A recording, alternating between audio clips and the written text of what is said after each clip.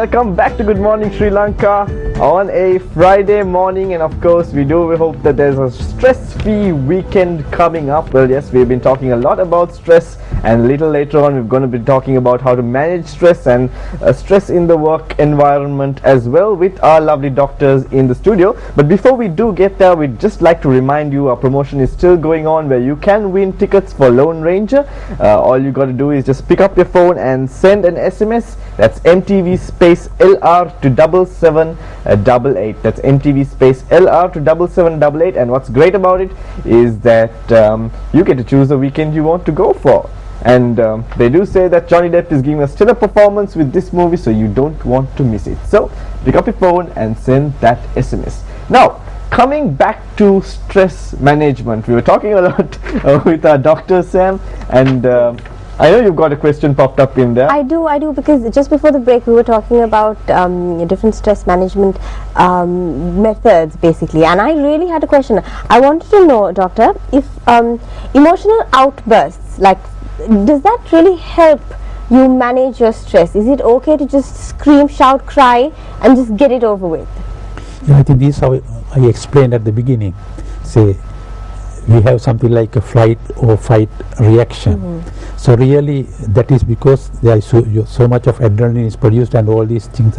Now even in the exercise what we are doing really is that now we are doing something, physical activity, so that adrenaline is spent, and you can see again now all the symptoms we mentioned in stress. So you are creating this in your exercise. You are running, you are fighting, or do whatever you do, so automatically that helps. So the same with screaming. So that means you are now at that time you have got so much of energy produced inside you, so you sort of put it out.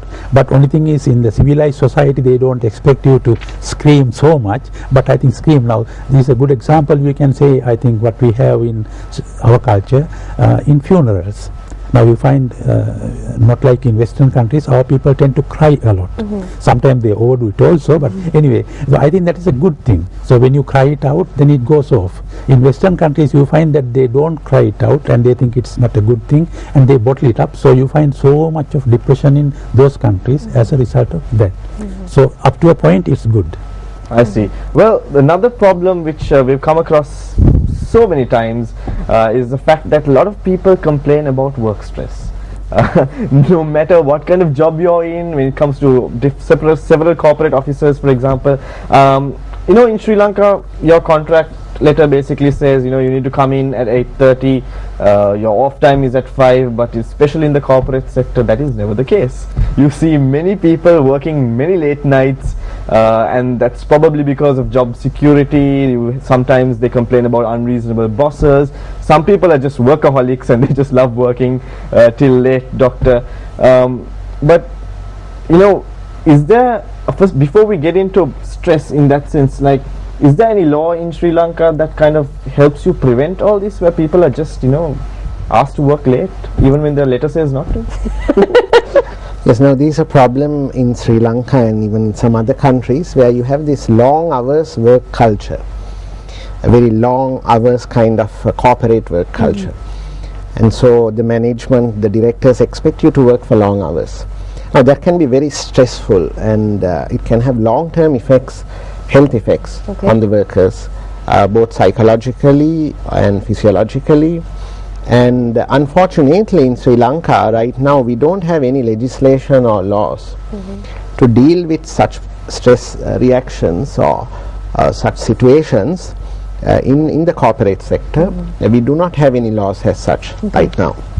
But in some developed countries, like for example the US, UK, there are actually laws that have been enacted or passed. Like for example in the UK there is the Health and Safety Act, and according to that act there is a separate clause on managing stress in the workplace, where what it basically says is that the employer is responsible for dealing with stress related illnesses or the diseases that workers face. The employer has to take the responsibility. Employers cannot just escape from that. And there are also a lot of cases in UK and USA of legal action that has been taken by employees against the employer because of stress related diseases that employees have suffered. and in most of those cases the courts have favored the employees and asked the companies, the employer, to pay compensation, to pay damages, and so all that goes on to show that in those countries this kind of legislation is actually being implemented. It's actually being implemented, yes. I see. So, I mean, when it comes to work stress, no matter what, I mean, it's in our culture, especially the corporate culture, that it's frowned upon if you leave work early when you do have work sometimes. But so inevitably people are prone to stress. So what would you recommend in terms of things they can do themselves to get out of it? Yes, now there are two things. One is the individual can take responsibility for managing his or her stress levels in the workplace by doing various stress management techniques, both in the workplace and outside the workplace. At the same time, I believe that the organization also has a responsibility. Sometimes we call that corporate social responsibility. Corporate social responsibility is not just responsibility for the environment, protecting the environment, or helping the poor people, or giving scholarships, or giving some kind of charity to the poor. It's also about looking after your own employees in the organization and providing a more healthy and safe work culture for your own employees and workers. So I think there are a lot of things the organization has to do, the management has to do in terms of identifying stress in the workplace, taking preventive action to reduce stress in the workplace, and conducting stress audits. In some of these developed countries there are things called stress audits, where they on a quarterly basis or monthly basis they actually assess the stress levels faced by employees. So they try to measure this objectively, which is a difficult thing to do, but nevertheless they try to do it, you see, using various standardized tests and so on. I see. And all that shows that organizations are taking more responsibility for managing stress in the workplace. I see. Because if they don't do that, then they will have to face the consequences sooner or later. I see. Well, doctors, it's come to almost, the show has almost come to an end. Of course, there's lots and lots of questions with this topic we'd like to ask you. But before we do close the show, I just have one question. I need you as professionals to give our viewers some advice, because stress is something, regardless of the situation, almost everybody is prone to in their day-to-day life. So is there some advice which you can give them, both of you? I'd like to ask this question from both of you. Is there some advice that both of you can give them in terms of things they can do themselves, home remedies perhaps? What can a person do to just manage it? I have already told, I think, sort of cut down expectations and cut down the unhealthy competition, and as we said earlier, do exercises at least 15 minutes if you can't do 30 minutes. And I think a very important thing, what is the religion, whatever the religion you are, whether it's Buddhism or Christianity or Hinduism, whatever it is, be religious, because that is a very, very effective stress relieving factor. And Dr. Ramesh? Yes, now there are so many things that we can do to reduce stress. Example, now apart from the exercise, I think diet is very important.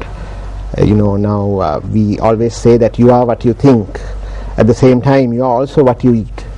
So I think eating certain foods that can reduce stress levels is important.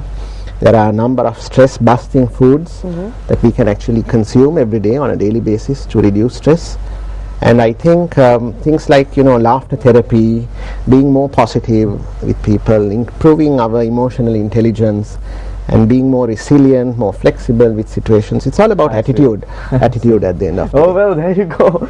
Some really good expert advice and opinions from our Dr. Sam. So I guess it's time to close the show. Yes, thank you so much, doctors, for coming here today. It was a very de-stressing show where we got to discuss this very important topic, and I think we gave a lot of information out to everyone as well. So thank you so much for joining us, and good morning, Sri. Thank you. And have a de-stressed weekend. Yes, definitely. See you back on Monday.